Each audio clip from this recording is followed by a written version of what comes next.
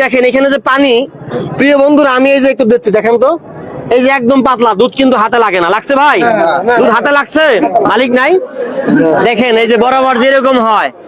আমি একটু আগেই এই দুধের মালিক এখানে আমি দেখলাম, কথাবার্তা বললাম, উনি আমাকে অনুমতি দিল। এখন যখন পরীক্ষা করব দুধ রেখে পালিয়ে গেছে। মানুষ আর ভালো হইলো না। এটা কার? এটা ভাই এই পরের টাকার, এটাও মালিক নাই ভাই। নাকি আপনি চিনতেন? এই যে চলে গেছে না, উনি মাঝে মাঝে আসতো এখানে দুধ বিক্রি করার জন্য। দেখছেন? আর চলে গেছে। আর কি বলবো, উনি আমাকে বলছে যাই হোক দুধটা যে রেখে গেছে, কি পরিমাণ পানি আছে আমরা একটু পরীক্ষা করব। ভাই এটা একটু হাতে নেন তো একজন।